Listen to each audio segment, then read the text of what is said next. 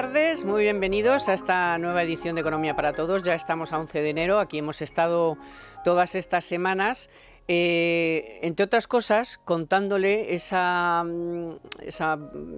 deseo enorme que tiene Yolanda Díaz para hacerse notar, en este caso con la jornada laboral, con la reducción de la jornada laboral. Y esta semana pues le tenía que dar otra vueltita de tuerca, y ya lo de que es mala persona pues ya no era suficiente, ahora que es un poquito mentiroso, que si tal, que si cual, esa pelea que tienen teatrillo, ¿no? Porque al final es un teatrillo que tiene con cuerpo.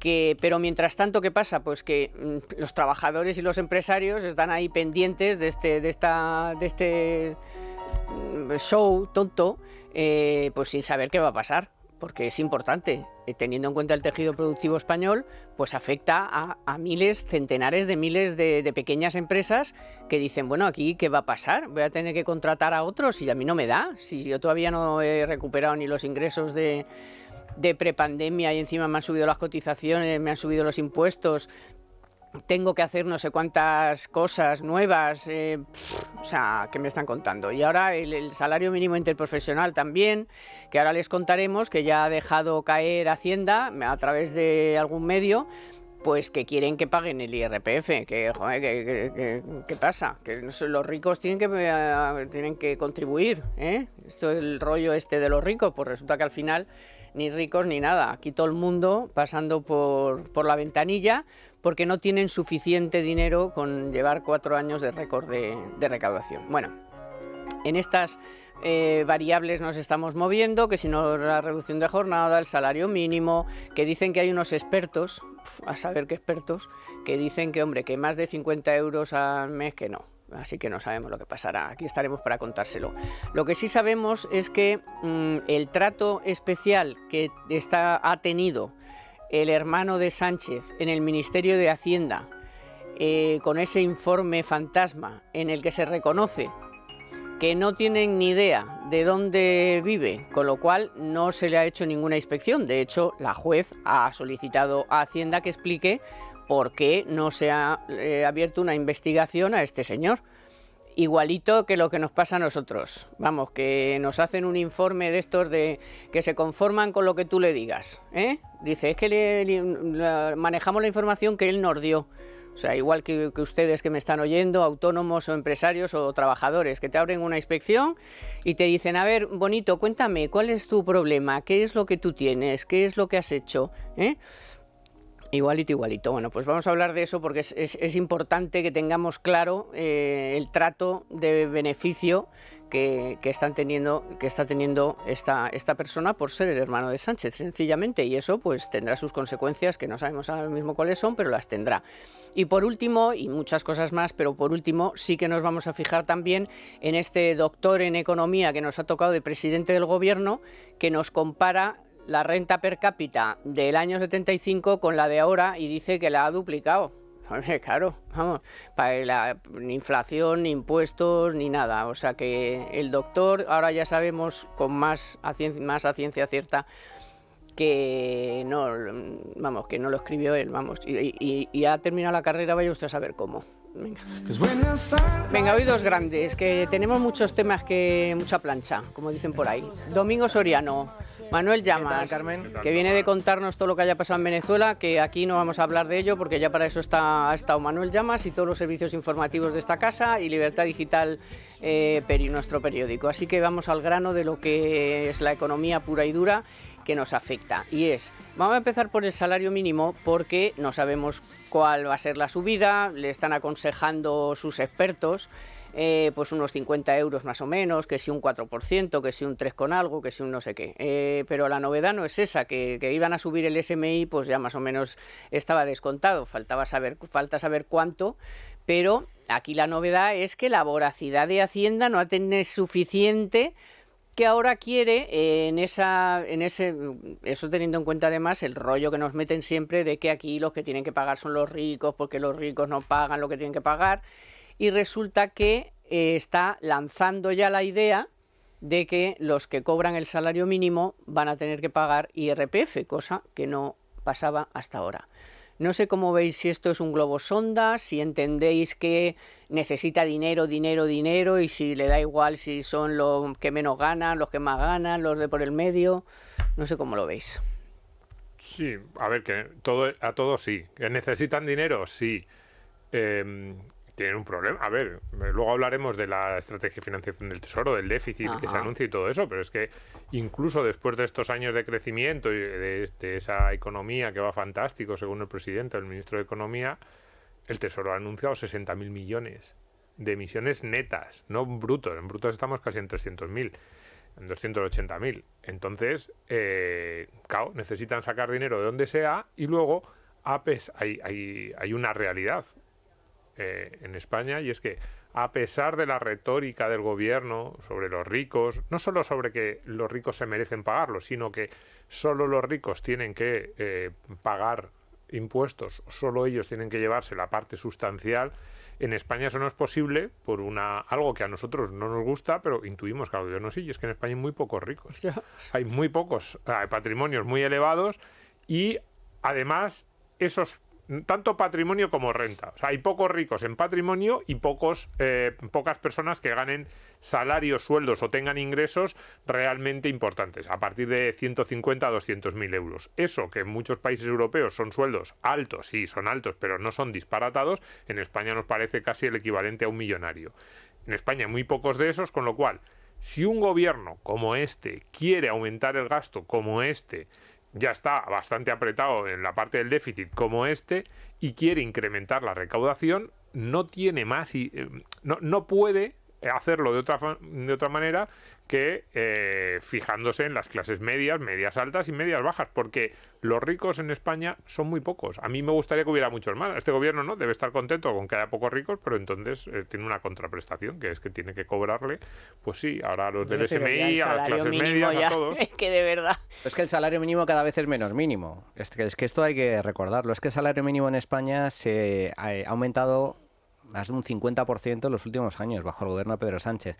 Y esto es negativo per se, porque como toda fijación arbitraria de precios, si el sueldo no deja de ser un precio, precio al trabajo, si tú subes mucho el salario mínimo interprofesional, eso significa que hay mucha gente que queda excluida del mercado laboral. Tiene efectos terribles, especialmente sobre los más vulnerables, sobre los jóvenes, sobre los desempleados de larga duración, sobre las personas... 176.000. Claro, sobre las personas menos cualificadas. Lo que en mi época, cuando yo entré en el mercado laboral, los mileuristas no era salario mínimo interprofesional, el salario mínimo era de 600, 650, 700 euros al mes. Ahora, claro, se sube a casi, o se pretende subir a casi 1.200 euros al mes.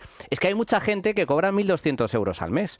En la actualidad hay más de 2,5 millones de personas trabajadoras, de trabajadores que cobran salario mínimo interprofesional. Si tú subes el salario mínimo interprofesional otro 3-4%, como pretende el gobierno, el número de trabajadores que va a cobrar el salario mínimo aumenta. ¿Y cuál es el problema? Que se estrecha la base imponible. En línea con lo que está comentando Domingo. Aquí hay un problema no de ingresos, sino de gasto. Es que al gobierno, por mucho que recaude, y la recaudación está en récord histórico, no le es suficiente. ¿Y por qué no le es suficiente? Porque el gasto sigue siendo superior. El gobierno sigue gastando mucho más de lo que ingresa. El Estado, el conjunto de administraciones públicas, tiene déficit público. Y por lo tanto, necesita recaudar todavía más para intentar al menos reducir mínimamente el déficit tal y como le exige Bruselas. Y como no está dispuesto a contener ni a moderar el incremento del gasto público, ¿a qué se dedica? A expoliar a los contribuyentes, a empresas y trabajadores.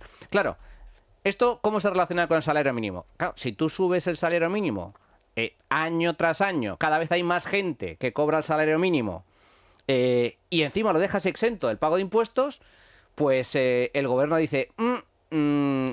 cada vez hay menos contribuyentes en el IRPF y por lo tanto estoy perdiendo capacidad para poder recaudar. ¿Cuál es la solución que pretende ahora poner en marcha el gobierno? Que yo estoy convencido de que algo de eso se va a aplicar. Pues que le va a aplicar el IRPF. Le va a decir, mira, hasta ahora quedabais exentos, pero ya no vais a quedar exentos. ¿Pero de quién es la culpa? ¿Es de los trabajadores? No, la culpa es del gobierno, que se dedica, por un lado, a expoliar a los contribuyentes y, por otro, a subir de forma absolutamente desnortada el salario mínimo cuando eso perjudica a los trabajadores. Bueno, y tiene que ver con esas declaraciones que hizo uno de Sumar, que dijo que es que la clase media en España son los que ganan 1.200... Total, claro, es que esa es lo terrible. Es que al final la clase media ya, pues es eso. Los que ganan 1.200 ya son clase media. A ver, sí, él lo que quería decir en realidad era algo así como que habían conseguido que el salario mínimo fuera clase media. Más o menos, yo creo que ese era era el mensaje que quería lanzar. Lo que pasa es que, claro, es un mensaje muy malo, yo creo, para el gobierno, porque rápidamente ahora la gente lo empieza a mirar desde el otro lado. Entonces dice, o sea, que eso, 1.200, 1.300, 1.000... ¿Estás diciendo que eso es clase media? Y se comparan rápidamente, porque además cada vez es más común, con el familiar que tienen que trabaja en el extranjero, con esos amigos que vienen de vacaciones a España, o con el vecino de la casa de la playa, que es alemán, y dicen, ¿me estás diciendo que en España esto es clase media? Pero es verdad, a ver, el gobierno está estrechando en todos también en las pensiones, o sea, en general, además es una política, yo ahí te diría casi coherente de la izquierda, estrechar la relación entre los que más y los que menos tienen, todo tipo de medidas, también tributarias, y hacer que efectivamente todos vivamos en una especie de clase media, iba a decir muy triste, muy media baja, con muy pocas posibilidades de subir. El nivel per cápita en España lleva estancado desde hace 20 años y no parece que eso sea una preocupación del gobierno. Estamos en una especie de estancamiento, de placidez, de mediocridad, y el gobierno dice, bueno, pues esto a mí hasta ahora me ha valido con este tipo de política y voy a seguir en esa línea. Entonces, ¿subir el salario mínimo tiene contraindicaciones? Claro, pero el gobierno dice, bueno, pero a mí más o menos me sirve, me permite lanzar estos mensajes que estoy lanzando de que me preocupo pues los que menos tienen o los que tienen un trabajo más precario, y el hecho de que eso dañe el conjunto de la productividad, no permita generar empleo, tengas un tejido productivo menos dinámico, pues yo creo que es una preocupación menor para ellos. Por eso te iba a decir, es que esto encima, todo esto, tanto la reducción de jornada como el salario mínimo, como que todo lo que se les ocurre, no se les ocurre que o se produce en un contexto en el que la productividad es un desastre, no te digo el absentismo, no te digo el mercado laboral con 3,9 millones de desocupados, 3,9 millones, con que la mitad, el 61% de los contratos indefinidos son ya a tiempo parcial o fijos discontinuos. O sea, esto da igual, o sea, este es el contexto y ala, y que salga el sol por antequera. Bueno. A ver, lo cierto es que a mí cada vez, bueno, no es la primera vez que lo digo, pero es que España se ha convertido en la Argentina peronista, no en la Argentina Milei, pero sí en la Argentina peronista. Es que llevamos 20 años estancados. Es que la gente no se da cuenta de lo que supone eso. 20 años perdidos. Somos tan ricos como desde el año 2004. Bueno, tú dices 2004, pero aquí la Unión Europea ha dicho que la brecha que hay del PIB per cápita con la Unión Europea es la que había con Franco. Se ha agrandado, sí, efectivamente. Claro. O sea... Se ha agrandado. Pero porque ellos van siendo algo más ricos, pero nosotros más pobres. Es decir, esto es como... Eso es 20 años, pero a lo mejor comparándolo con 50 años, ahora que está tan... Lo ha puesto Franco, lo ha puesto, bueno, sí, Sánchez. Nuestro particular Franco, que es Sánchez. Nuestro particular Franco. A ver, pero es que es importante recordarlo, es que 20 años de estancamiento. Durante estos últimos 20 años, los españoles no han incrementado su nivel de riqueza ni su nivel de renta. Pero es que el resto europeo sí.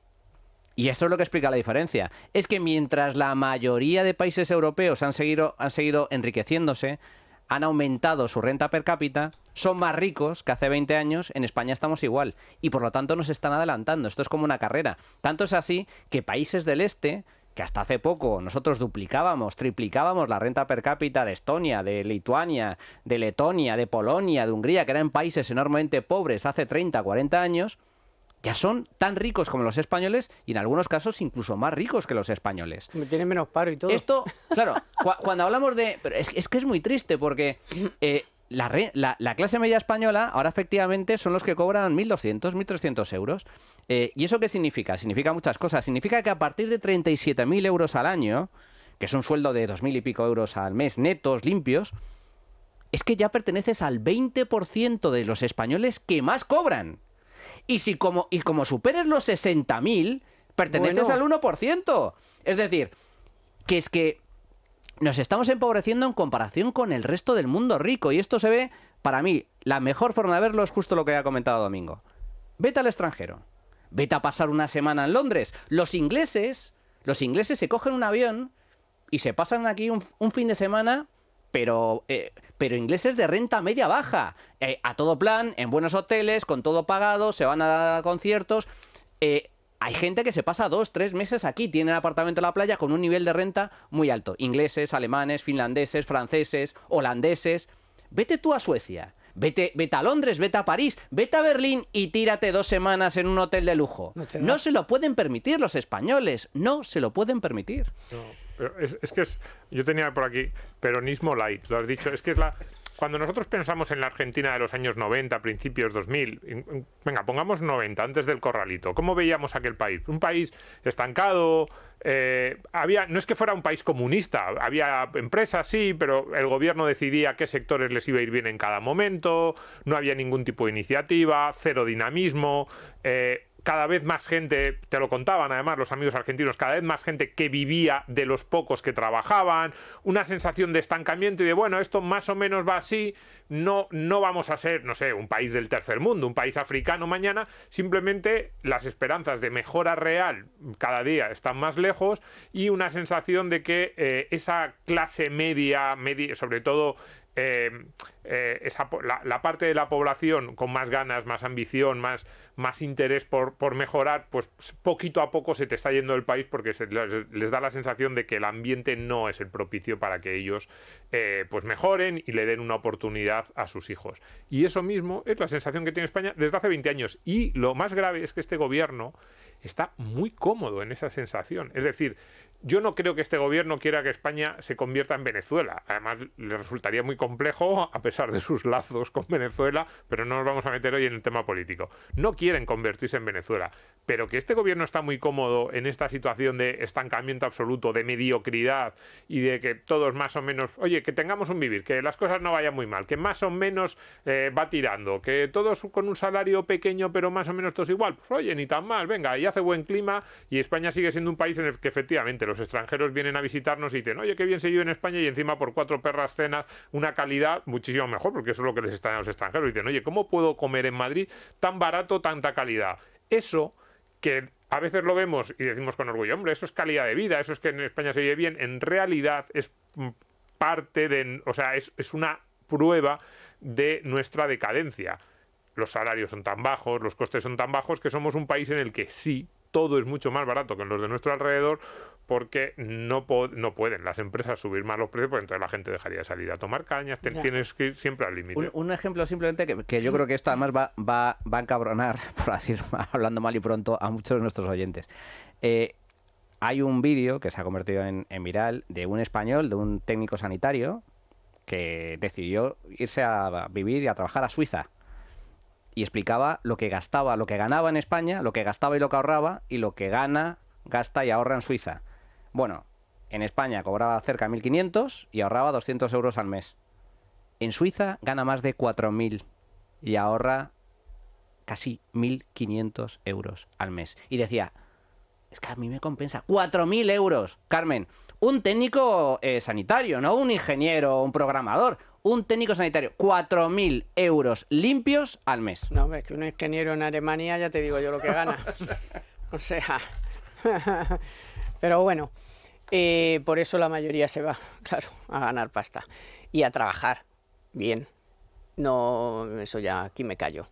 Mejor me callo. Vamos, Víctor, ¿vale? Vamos con las rebajas, porque por fin han llegado. Ya están aquí las rebajas del Corte Inglés. Con lo mejor en moda para hombre y deporte, como marcas como Dustin, donde en una selección de pantalones tienes uno por 39,95 y 2 por 70. Descubre la elegancia de Emilio Tucci, con una selección de camisas y pantalones con el 40%, y en una selección de prendas del Ganso, de Silbon y Bosch, que tienen hasta un 50%. Con ellas podrás crear combinaciones perfectas para todas las ocasiones de tu día a día hasta los momentos especiales. Y como sabemos que este año te has propuesto estar en forma, seguro, la mayoría, pues te lo ponemos más fácil que nunca. En deportes, con una selección de pantalones, sudaderas y zapatillas de Boomerang con el 30% de descuento, para hombre, para mujer, para estrenar dentro o fuera del gimnasio. También cuentan además con características técnicas para brindarte la máxima comodidad, para que saques todo el partido que puedas a cada entrenamiento. Y en calzado deportivo, una selección hasta el 50% de las marcas Nike, Adidas, Under Armour y Puma. Así que tú solo tendrás que disfrutar de tu deporte favorito, sea cual sea. Además tienes grandes descuentos en una selección de prendas para mujer Puma. Llena tu invierno de moda y deporte, las rebajas del Corte Inglés hasta el 28 de febrero en tienda web y app. Hablábamos hace un momento de cómo está el mercado laboral español. Les recuerdo ese informe en el que ya el pluriempleo no es tener 2, es que ya empieza a haber decenas de miles de españoles que tienen que tener 3. Hombre, y ahí está Montero, la triple pluriempleada. No sabemos dónde trabajará más o menos, o si trabajará, porque no puedes estar en todos los sitios a la vez.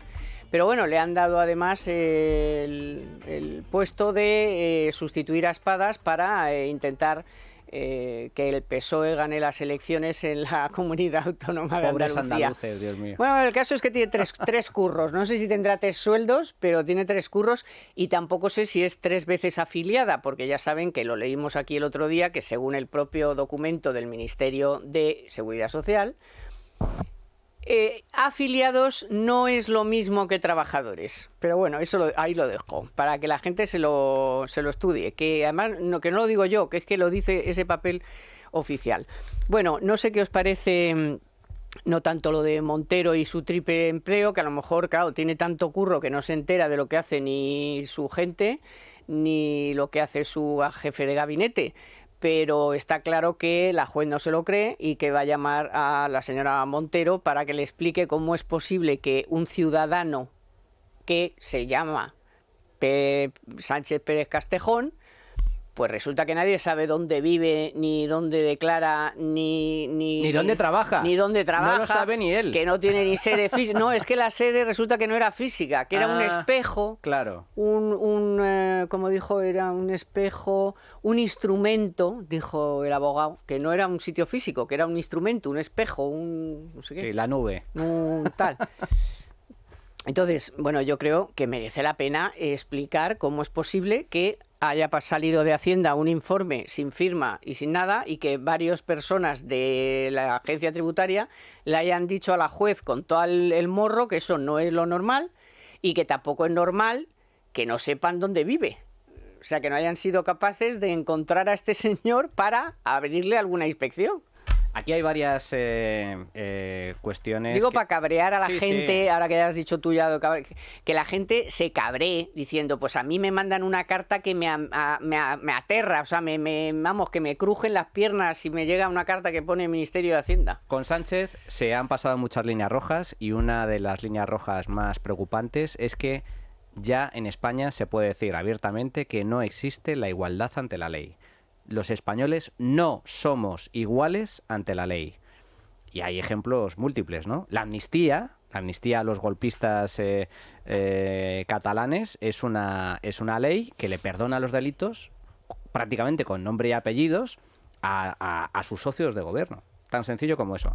Ahora el gobierno pretende también hacer una ley a medida para que la justicia deje de investigar a todos los corruptos que están implicados en el gobierno de Sánchez, empezando por la mujer del presidente, a todos los que estén en curso. A todos los que estén en curso. Eso es desigualdad ante la ley. Y en materia fiscal sucede exactamente lo mismo, porque en España vivimos en un auténtico infierno fiscal por múltiples lados. En primer lugar, por la presión fiscal, es decir, los impuestos son muy altos y se aplican sobre sueldos muy bajos.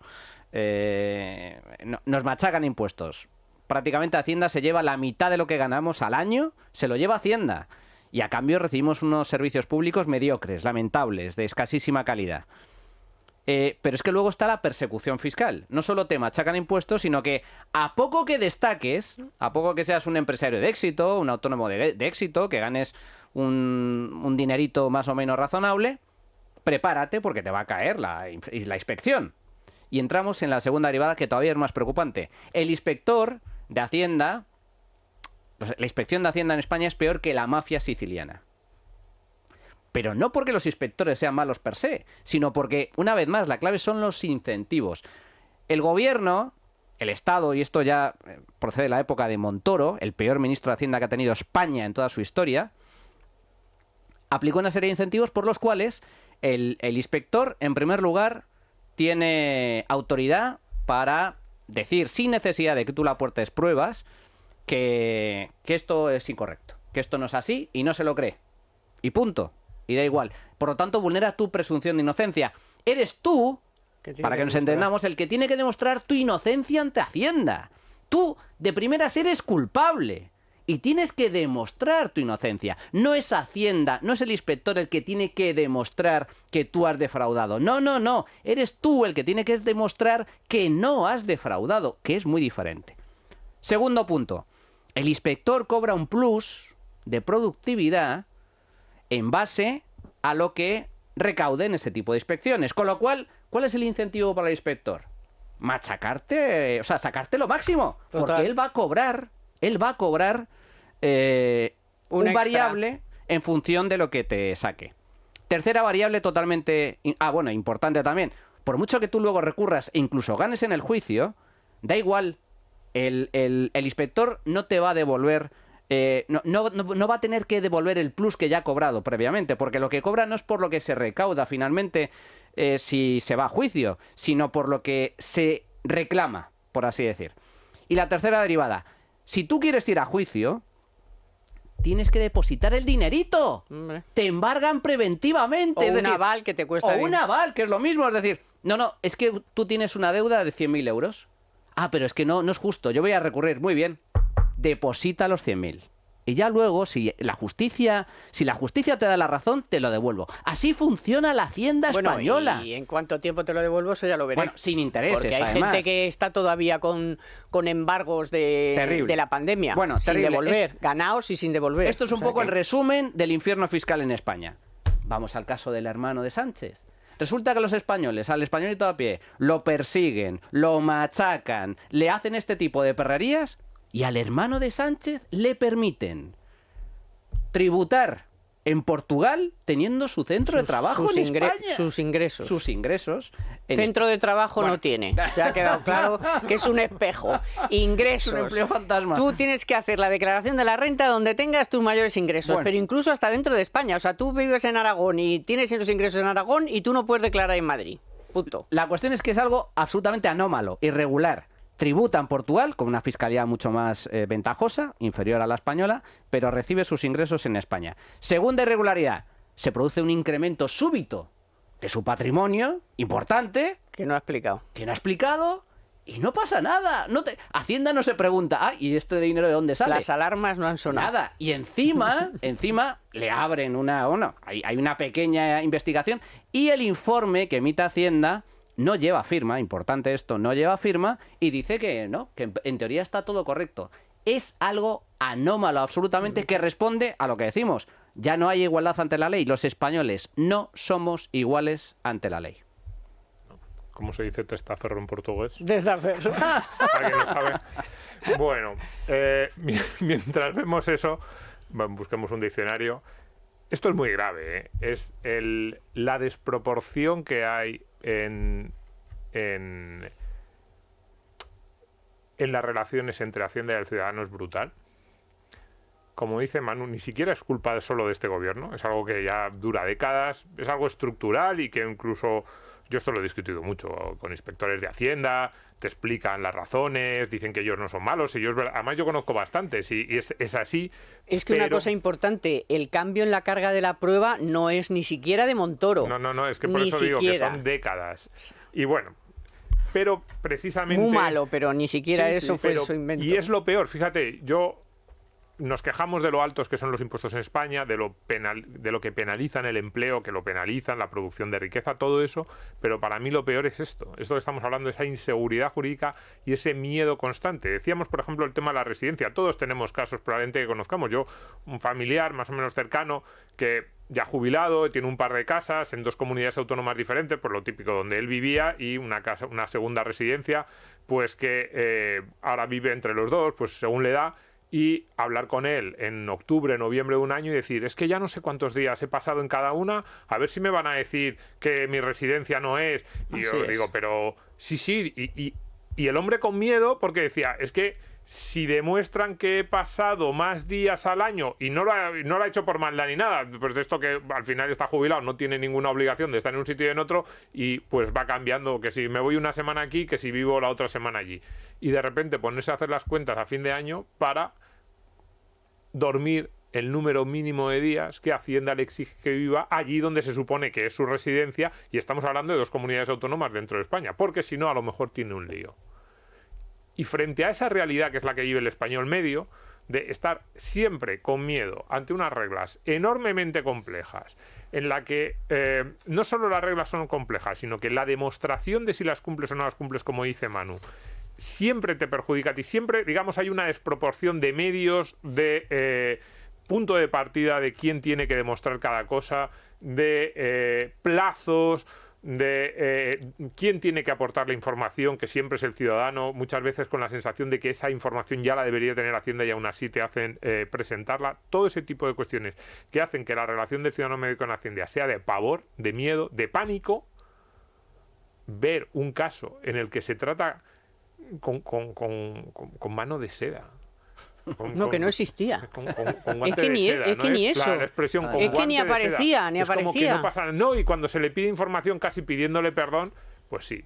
Es de esas... Dices, no, será un tema menor, que no es menor, lo que hoy dices, oye, pues lo que decir, ¿no? El incremento patrimonial, esa plaza de trabajo creada, de dónde ha salido, dónde no ha salido. Sin hacerla... Pero, claro... Pero dices, más allá de si es un tema menor o no, anecdóticos, a lo mejor incluso alguno piensa, bueno, se intuye una pequeña corruptela de carácter menor, que le han buscado un puestito de trabajo, que le han dicho a la Diputación, venga, créale un puesto de trabajo a este que no sabemos dónde colocarle. Un poco, a ver, no se hizo algo muy diferente con Sánchez antes de que, cuando era diputado raso del PSOE y se quedó fuera de la Asamblea.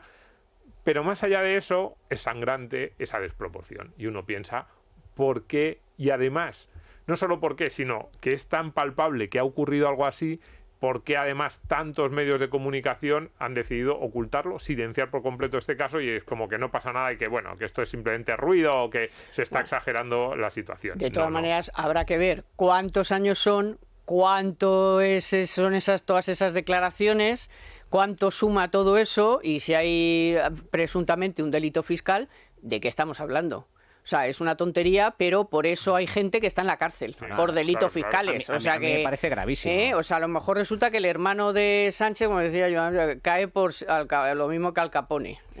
No cae porque pusieran ahí por ser el hermano de quien es, aunque dice el de la Diputación. Que no lo conocía. Que era el hermano de Sánchez. Pero eres David. No ¡Vaya me digas, casualidad! ¡Qué casualidad! Bueno, y que lo encontrara por Google y todas esas cosas. Increíble. Pues a ver si le va a pasar como Al Capone, que al final cae por la fiscal. Bueno, antes decíais que la necesidad de gasto que tiene el gobierno, efectivamente, que además tienen la jeta de cuando ha anunciado las emisiones de deuda que van a hacer, echarle la culpa a la Dana de que hayan tenido que subir un poco más las pretensiones de búsqueda de financiación.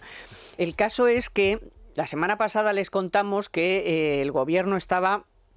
En fin, que acumulando ahí operaciones de los fondos europeos porque era incapaz de sacarlas a tiempo, que el año pasado pues cerraron con la peor ejecución de fondos. Bueno, ¿y qué se le ha ocurrido al gobierno?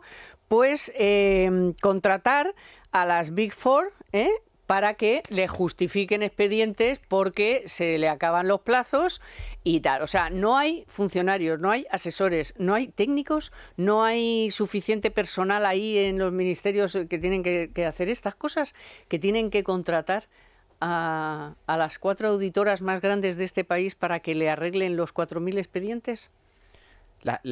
Mira, si hay alguien que decíamos, lo hemos comentado en alguna ocasión, Carmen, ¿dónde está el dinero de los fondos europeos? Que se lo han repartido las distintas administraciones. Primero, que no se ejecutan, que se ejecutan mal. Lo poco que se ejecuta no sirve absolutamente para nada. Hablan de estos fondos, hay que recordar que eran fondos, en teoría, para modernizar y digitalizar la economía española. Yo animo a cualquiera de nuestros oyentes que vaya a la web de la policía, a la web de justicia, de la administración pública de su ayuntamiento, de su diputación, son webs de la prehistoria. Vamos. O sea, son los informáticos dicen, pero es que no sé cómo funciona esto, porque esto ya caducó hace 20 años. Es lamentable. Entonces, ¿a dónde va el dinero? No se sabe. Bueno, sí, a despilfarrar dinero público. Y a organismos públicos. Y a organismos públicos. Casi todo ha ido, no va el la 80%. Y a muchas de estas, ¿eh? A eso las voy. Big Four, A eso voy. por eso están tan calladitos las Big Four y los Big Bancos y los Big otros, porque muchos se lo están llevando crudo. ¿A dónde va el dinero? Y también a patronales y sindicatos. Y también a patronales y sindicatos. Que también están muy calladitos Claro, todos. El Estado corporativo no se alimenta de la nada. Necesita constante... Es una vergüenza que desde el inyección. principio hasta Holmeyer le dijo, la señora esta, en jarras y todo, les dijo, pero oiga, ¿por qué no ponen ustedes, como han hecho otros países, a alguien independiente, auditor independiente, que lo ve al final, después de 4 años, hay que recurrir a estas grandes que igual hasta cobran por hacer este trabajo? Claro que cobran. Por eso te Es que digo a que eso voy a igual, decir, o sea, quitando el 80%, 90% de los fondos europeos que llegan a este país, se reparten entre administraciones públicas, no llegan a empresas privadas, excepto, y aquí está la excepción, excepto las consultoras. Las consultoras y las auditoras se han hinchado a ganar dinero con los fondos europeos durante estos últimos años. Se han hinchado. Para todo tipo de cuestiones, para organizar, planificar y aprobar proyectos, para ejecutar proyectos, captar fondos. para captar fondos, para, Me encanta, es que para me luego encanta captar justificar, que es esto, la última fase es esta, tú ya has gastado el dinero y ahora justifica y audita. Bueno, y esto, de todo esto cobran, que las auditoras son empresas privadas y además multinacionales. Y esto nos cuesta un dinero importante. Y tú preguntas, Carmen, ¿es que no hay funcionarios? Y yo te digo, sí. Técnicos. Claro que hay funcionarios, A hay mogollón. técnicos. A mogollón. ¿Dónde están? Vete a una oficina de administración pública. Vete a una administración pública, atención al público, y dices, no, es que vengo, cita previa. Pero si aquí no hay nadie, veo que hay compañeros suyos que están mano sobre mano. No, cita previa. O ahí ves 30 puestos de funcionarios, 30 mesas y 30 sillas, de las cuales están ocupados 3, 4. ¿Dónde está el resto? Están en su casa tocándose las narices. Esa es la realidad de España. Sí. A ver, que hemos dicho antes, Argentina, peronismo light. O sea, Argentina no era Corea del Norte, era un Estado corporativo, esto le llamamos Estado orgánico, administración, que el gobierno decidía quién le iba a dar el dinero. Claro que las grandes empresas a nivel mundial y los grandes bancos y bufetes de abogados y consultoras están en la Argentina peronista. ¿Y qué hacían allí? Pues eso, decir, oye, que... Claro, y además es lógico que lo piensen. Si yo tuviese una consultora, ¿qué diría? Oye, en Suiza, ¿qué hay que hacer para ganar dinero? Prestar servicios de mucho valor añadido a las empresas, al sector financiero, me están pidiendo un nivel de asesoramiento muy refinado, pues traigo aquí a los mejores. En Argentina, ¿qué es lo que hay que hacer para ganar dinero? Ponerse de acuerdo con el gobierno de turno, porque hay un montón de tareas bastante necesarias que el gobierno de turno no es capaz de sacar y entonces se las hacemos nosotros. ¿Que le vamos a meter un palo de colores porque la factura se le hinchamos porque es para el sector público y él no mira el dinero como una empresa privada? Por supuesto. ¿Que lo que estamos haciendo muchas veces no aporta valor añadido al conjunto de la sociedad, sino que son simplemente procedimientos burocráticos que ese gobierno necesita cumplir? Por supuesto. Pero ahí estamos. Yo, como si fuera trabajador o directivo de esa consultora, diría, en Suiza hago esto y en Argentina hago esto para ganar dinero. ¿Y qué tienen que hacer en España esas consultoras? Pues probablemente, si uno mira su cuenta de resultados, veremos que el peso de esas actividades de alto valor añadido, que claro que las tienen, si estas consultoras y estas asesorías tienen algunos de los trabajadores más cualificados del mundo y además trabajan una barbaridad. Pero claro, la diferencia está en que en otros países uno mira de dónde viene tu beneficio, de dónde viene tu ingreso, en Suiza, en Alemania o en Holanda. Pues la gran mayoría de asesoramiento al sector privado, de consultoría, de auditoría real a las cuentas de las empresas que cotizan, es decir, de aquello en lo que realmente aportan a la sociedad. ¿De dónde viene, desgraciadamente, la mayor parte de sus ingresos en España? Pues de hacer estas cosas que uno las hacen porque el gobierno no llega, y ahí está la pregunta que tú haces de ¿y dónde están los funcionarios? Pues desgraciadamente la administración pública española no llega a hacer cosas que debería hacer. Y luego, en segundo lugar, más allá de eso nos deberíamos preguntar, ¿pero tiene algún sentido? ¿tiene algún sentido todo ese papeleo, esa burocracia? ¿Qué porcentaje del dinero que se ha llegado en los fondos europeos se ha dilapidado, porque para mí es dilapidar, en burocracia, en cumplimentar la norma, en hacer el anuncio, hacer la campaña de publicidad, plantear las bases, controlar que los candidatos cumplen con los requisitos establecidos en las bases, justificar luego que se ha dado el dinero? Todo eso es dinero perdido, pero claro que es un porcentaje muy amplio. Esto es como con esas ONGs que de repente dicen, ¿qué porcentaje del dinero de las donaciones acaba realmente en África? Y dice, el 0, un porcentaje, en algunas muy poco, en otras mucho, por eso hay que discriminar. Pues con esto es lo mismo. ¿Qué porcentaje de los fondos europeos ha acabado en economía productiva? Bajísimo. ¿Con qué criterios han dado esos fondos? Muy bajos. Y estas consultoras, pues, a ver, yo creo que es un escándalo, pero ellos hacen lo que les dicen, que aquí es donde se factura en España, pues a facturar. Yo solo sé que cuando veo la tele, solo veo anuncios de el gobierno de España, fondos europeos. Sí, sí. O sea que bueno. En eso se tira el dinero. Ahora, aprovechando la noticia de Telefónica, Víctor, les voy a dar una noticia a los que, o por lo menos, sí, una noticia, a los que a lo mejor todavía no se han enterado.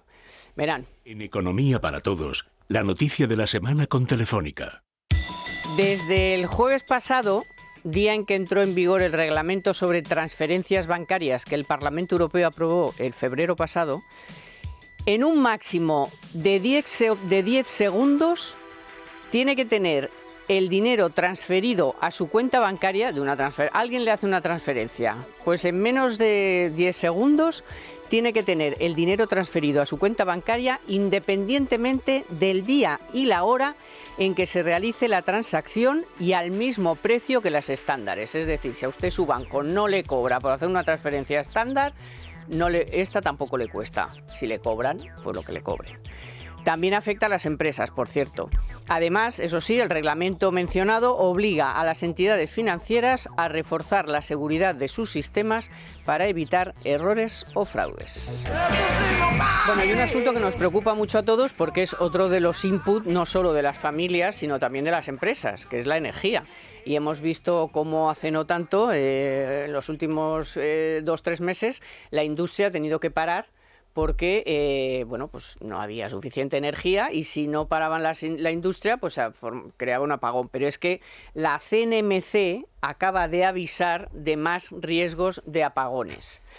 En medio de esto, ya ha empezado un poco la cuenta atrás para el cierre de Almaraz, porque el uranio se compra con 2-3 años. Como va a cerrar dentro de 2 años, ya no compra uranio, o sea, ya empieza la cuenta atrás. Por cierto, Rusia se ha convertido en el segundo suministrador de gas de España, que no creo que sea más barato que el que estábamos comprando. Todo es un descalzaperros, o sea, si no hay viento y no hay suficiente sol, pues ahora este invierno nos vamos a encontrar con que el gas es más caro, con que no damos abasto y con que, ya te les digo, que es que la CNMV, que no es Carmen Tomás, a ver, que hay por ahí una tuitera que me dice a mí que estoy aquí el apocalipsis, no, que no soy yo, que es la Comisión Nacional del Mercado de la Competencia que avisa de apagones. ¿Y qué hace el gobierno? Nada, porque no va a parar el reloj del cierre de las nucleares, que es lo que tendría que hacer si siguiera los pasos de lo que está haciendo la propia Unión Europea, que es decir que la nuclear es una energía verde y países tan como Finlandia está haciendo centrales nucleares. Entonces, no sé, yo de verdad ya no sé qué más tiene que pasar en este país para que veamos los apagones tipo Cuba o tipo, no sé. Hacia eso vamos, pero es que lo has explicado muy bien, Carmen. Es que si la industria pesada no llega a parar,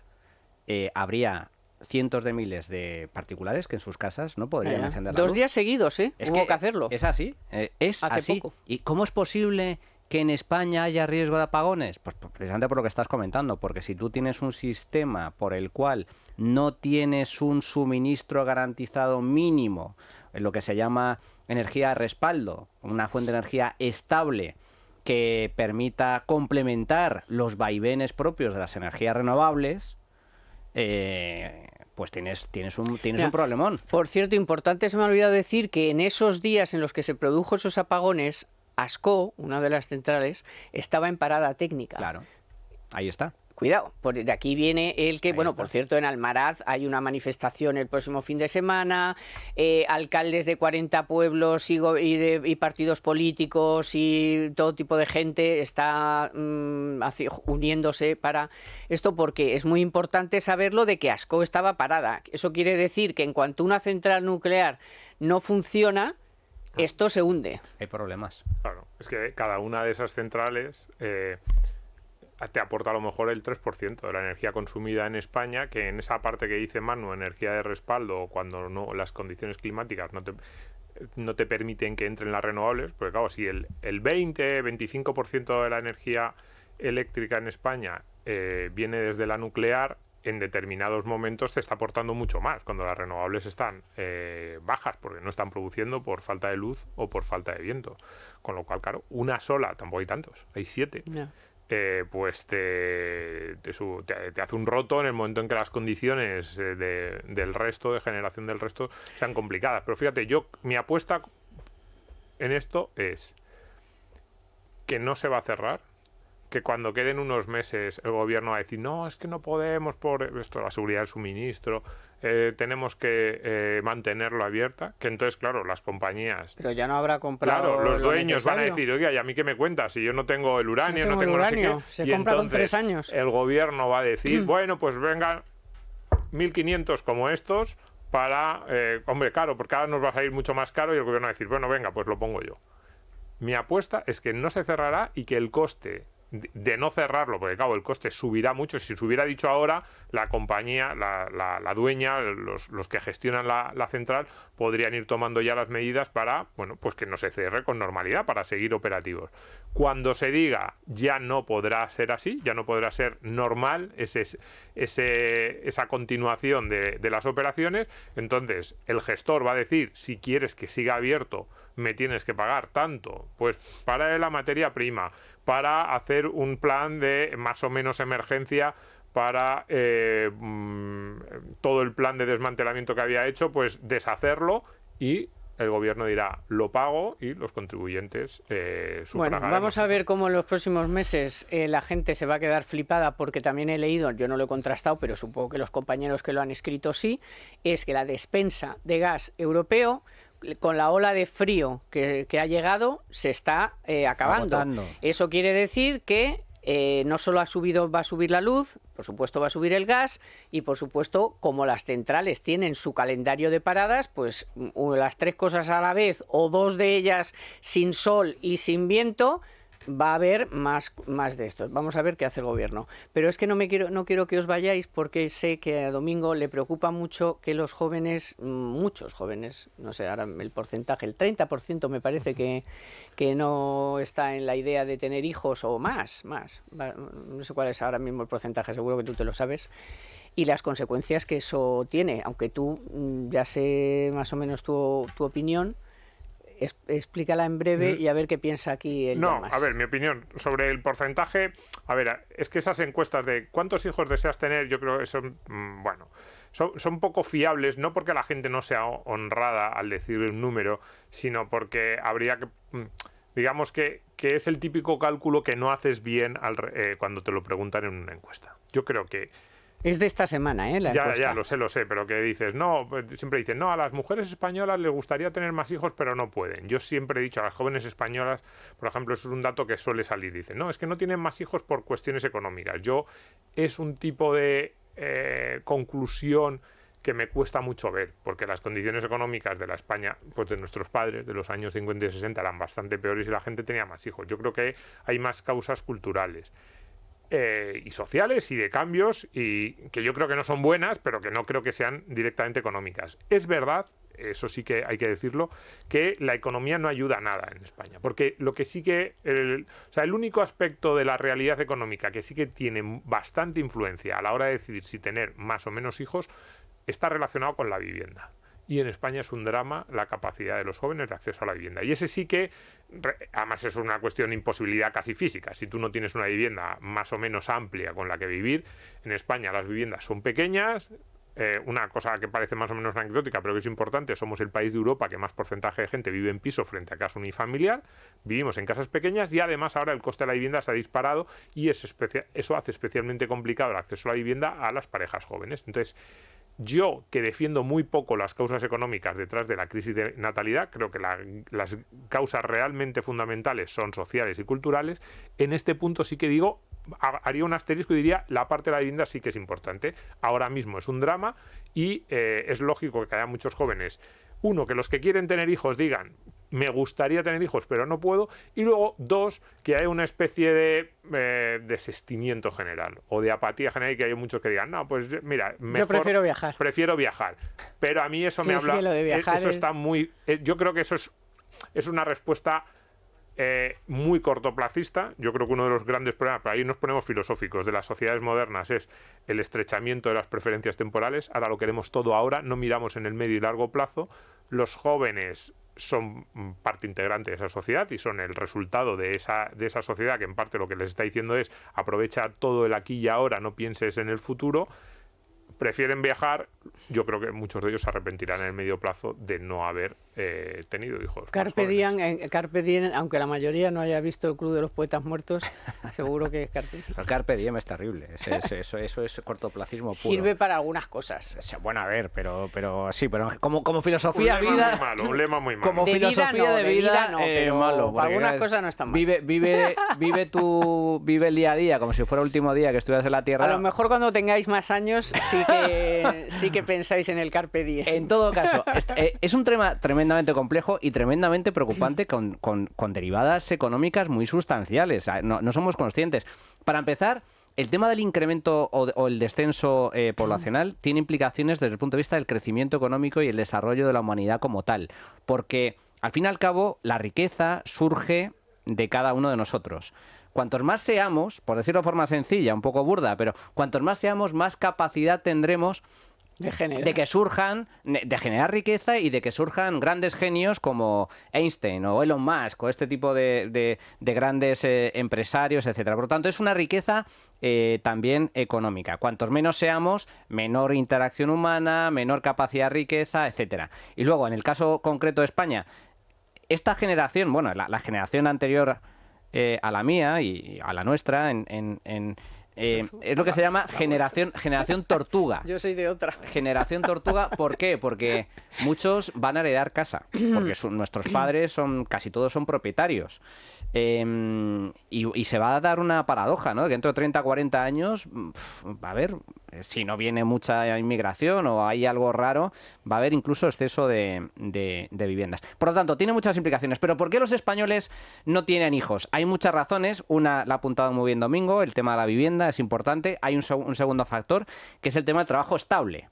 No es lo mismo tener un trabajo temporal que tener un trabajo estable. Uno de estos. Y el tercero es la incorporación de la mujer al mercado laboral y el hecho de que la mujer no se plantea tener hijos hasta que goza de una cierta estabilidad, determinado nivel salarial. Y eso normalmente no se alcanza con 20 y pico años, que es cuando está el pico de fertilidad de la mujer. En España no. Sino que se alcanza con 30 y pico años. Ahora sí. Con 35, 36. Por eso las mujeres, cuando llegan a esa edad, es que hay algo que se llama biología. Cuando llegan a esa edad, su capacidad para poder tener hijos se reduce de forma bastante sustancial. Y en lugar de tener 2 o 3, pues tienen 1, o se plantean directamente el no tener ninguno. Y yo creo que todos estos factores juegan, y luego está algo fundamental, que es el tema cultural. Y es que es cierto que cada vez son más los jóvenes que dicen, mira, yo antepongo mi comodidad, y no quiero sacrificarme, porque al fin y al cabo tener hijos supone un sacrificio no solo de tiempo, sino también de dinero. Pero estoy de acuerdo con Domingo, es un activo que es no sé cómo decirlo, es natural, no se puede calcular meramente con dinero. De este asunto, algunos lo sacamos de vez en cuando. Ahí tenemos a nuestro amigo Alejandro Macarrón, pero es otro tema que cae en saco roto. La agenda del gobierno no está. Cae en saco roto. Está la inmigración, imagínate la natalidad. Pero fíjate, el otro día, hace unos meses, debió ser comienzos de 2024, el ministro de Asuntos Sociales, en una conferencia sobre la soledad, se puso a hablar de lo preocupante que es, que cada vez más gente vive sola, que no tiene redes de apoyo, y se puso a decir pues las formas en las que el gobierno quería ayudar a que que la gente que no estuviera tan sola y tuviese ayuda. Y se puso a decir, pues tenemos que reforzar las redes vecinales, las redes comunitarias, Madre mía. de amistad. ¿Y sabes la palabra que no dijo? Natalidad. Familia. Hijo, familia. O sea, aquí hay que reforzarlo todo menos la familia. Pues es que es lo que están buscando. Que es lo pues que dijo tenemos. Errejón, que había que estar en todos los clubes deportivos, en la... Pensaba que ibas a decir otro tipo de clubs. No, bueno, luego hemos sabido que también en otros clubs, pero en su momento dijo eso como Argentina, ¿no? Que era, tenemos que estar en todos los sitios para cuando nos echen, pues haber copado toda el vecino, las asociaciones vecinales, las deportivas, las no sé qué, las tal. Pues lo mismo, no le sale la familia porque es de la misma cuerda. Bueno, y eso que, joder, menuda suerte ha tenido ese niño, que su madre ha sido ministra, ¿no? Niño Incluso. pijo, otro niño pijo. Pijo, pero pijo. Bueno, gracias Manuel Llamas, gracias Domingo Soriano. Gracias Víctor San Román, que ha estado en los mandos técnicos, también por supuesto a nuestra Naya Pertusa en la producción, gracias compañeros de Libertad Digital Televisión y a todos ustedes, ya saben que el próximo sábado estaremos aquí, que esto es un sin parar y que aquí estaremos para contárselo todo, así que pasen buen fin de semana y buena semana y nos encontramos el próximo sábado. Economía para todos con Carmen Tomás.